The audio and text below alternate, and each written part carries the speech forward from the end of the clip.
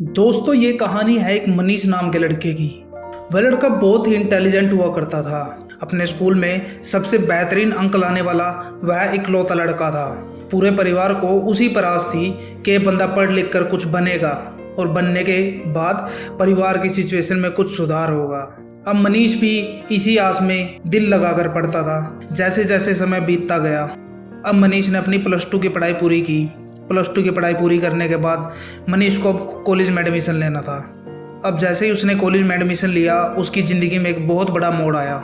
उसको ऐसे दोस्त मिले जो आवारा थे, नशा किया करते थे, और उनके साथ लगकर मनीष गलत राह पर चल दिया।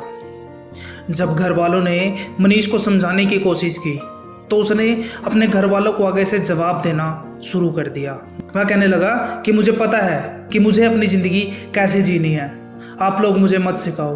अब घर वाले इस बात से बहुत ज़्यादा परेशान। अब बेचारे वो करते भी क्या, वो उसके दोस्तों को कहते कि तुम मनीष को समझाओ। अब उसके पुराने दोस्त बैठाकर मनीष को समझाते, पर उसके दिमाग में वही नेगेटिव विचार जो उसके दोस्तों ने उसके दिमाग में डाले थे वही घूमते रहते थे। वह नशे की लत में लग गया। उसका ध्यान पढ़ाई पर बिल्कुल भी नहीं रहा। फर्स्ट ईयर के एग्ज़ाम आ चुके थे। अब मनीष ने एग्ज़ाम दिए। एग्ज़ाम देने के बाद जब रिजल्ट आया तो मनीष फेल हो चुका था।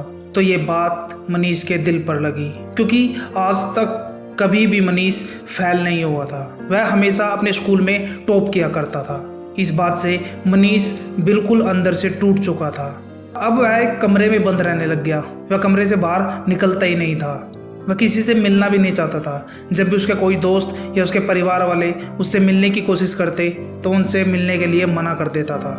घर वालों ने उसको बहुत समझाने की कोशिश की, मगर उसकी समझ नहीं आई।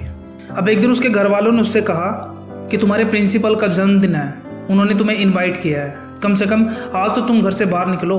तो अब जो प्रिंसिपल थे वो मनीष के दिल के बहुत ज़्यादा करीब थे, तो इस बात का वो टाल नहीं सकता था। तो मनीष ने प्रिंसिपल के घर जाने के लिए हाँ कर दी। अब शाम को मनीष अपने प्रिंसिपल के घर जाता है। घर में एंट्री करते ही वह देखता है कि उसके घर में कोई भी नहीं है। यह देखकर वह हैरान था। उसने अपने प्रिंसिपल से बोला कि आपने मुझे झूठ क्यों बोला कि आपका जन्मदिन है। तो उसके प्रिंसिपल ने उसे कहा कि तुम्हें बुलाने का कोई तो बहाना चाहिए था, वरना तुम आते ही नहीं। अब प्रिंसिपल मनीष को अपने पास बिठाते हैं। प्रिंसिपल मनीष से बातें पूछ रहा था, कहीं सवाल पूछे जा रहा था, बातें किए जा रहा था, और मनीष सिर्फ करके जवाब दिए जा रहा था। अब प्रिंसिपल समझ गए कि लड़का अंदर से बिल्कुल टूट चुका है। सामने अंगीठी जल रही थी। प्रिंसिपल उस अंगीठी में से कोयला उठाते हैं और अंगीठी से बाहर निकालकर फेंक देते हैं। मनीष यह देखता है, उसको अजीब लगता है। वह प्रिंसिपल से बोलता है, अरे सर, ये तो अच्छा खासा कोयला जल रहा था, आपने उसको बाहर निकाल कर फेंक दिया। तो प्रिंसिपल ने कहा कि तुम उस कोयले को उठाओ और दोबारा अंगीठी में डाल दो।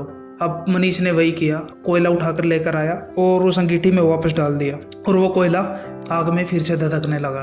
प्रिंसिपल मनीष से कहता है, क्या तुम्हें कुछ समझ में आया? मनीष कहता है, नहीं सर, मुझे कुछ भी समझ नहीं आया। अब प्रिंसिपल उसको बताता है, ये कोयला तुम हो। जब तुम आग में थे तब तुम हमेशा अच्छे नंबर लाया करते थे, तुम एक अच्छे इंसान थे। जब तुम आग से बाहर निकलकर मिट्टी में गए, यानी कि गलत संगत में पड़ गए, तो तुम्हारे अंदर की आग एकदम बुझ चुकी थी।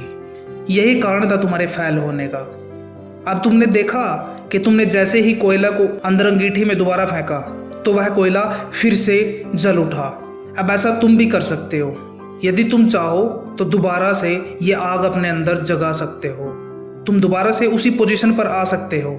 जिस संगति ने तुम्हारे जीवन को बर्बाद करके रख दिया, तुम उसे छोड़ दो, नए दोस्त बनाओ, तो फिर से तुम्हें कामयाब होने से कोई नहीं रोक सकता।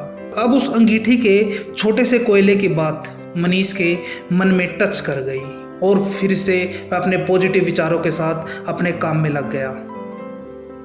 उम्मीद करता हूँ आज की वीडियो आपको बहुत ज़्यादा पसंद आई होगी।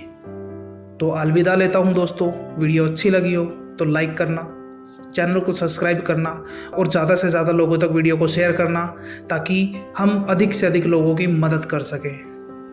जय हिंद, जय भारत। मिलते हैं अगली वीडियो में।